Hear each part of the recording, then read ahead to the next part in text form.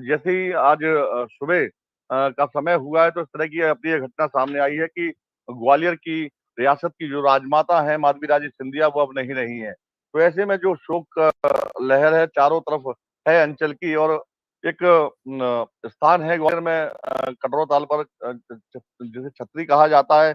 वहाँ तमाम सारे जो पारिवारिक लोग हैं उनकी छतरियां बनी हुई हैं। वहीं पर अंतिम संस्कार सिंधिया राज घराने के राज परिवार के लोगों का किया जाता है। तो जाहिर सी बात है वहीं सारी व्यवस्थाएं की जाएंगी अंतिम संस्कार की। और अंतिम संस्कार में मैं समझता हूं कि प्रदेश और देश भर के तमाम जो राजनीतिक लोग हैं उनके आने का सिलसिला भी शुरू होगा। और कई सारे जो वीवीआईपी लोग हैं वो इसमें शिरकत कर सकते हैं। बिल्कुल, तो देखिए मतलब ग्वालियर में ही जो है अंतिम संस्कार होगा, ऐसा आप जानकारी दे रहे हैं, बिल्कुल। देखिए आपको बता दें कि हाल ही में देखिए जब ज्योतिरादित्य सिंधिया ने भी ये बताया था मीडिया से बातचीत में कि उनकी माता की जो है तबीयत खराब है, उनको सांस लेने में तकलीफ हो रही है और 15 फरवरी को जो है वो दिल्ली एम्स में उनको भर्ती कराया गया था और तब से वो एम्स में ही भर्ती थी। और आज ये दुखद जानकारी भी सामने आई है। इसी साल 6 मार्च को भी उनकी तबीयत अचानक बिगड़ गई थी।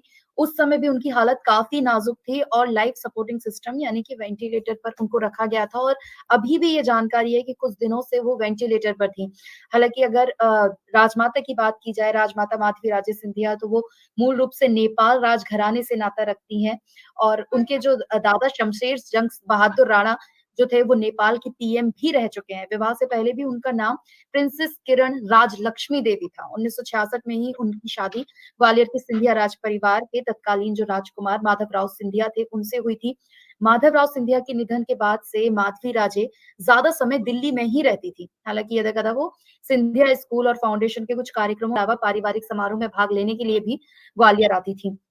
लेकिन अब जब ये जानकारी सामने आई है कि उन्होंने जो है दिल्ली में उनका निधन हुआ है, इसके बाद लगातार ही हम देख रहे हैं कि जय पैलेस जो ग्वालियर में है, वहां पर भी लोगों का आना जाना शुरू हो गया है।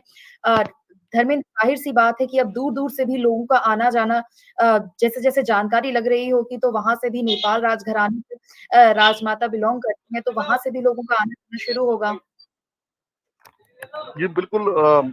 चूंकि अंतिम विदाई का मौका है और राजमाता जो सिंधिया राज परिवार है काफी बड़ा नाम है देश के राज परिवारों में। तो ऐसे में जो गायकवाड़ परिवार है जहाँ खुद ज्योतिरादित्य सिंधिया दामाद हैं, उनके अलावा नेपाल में उनकी माँ है।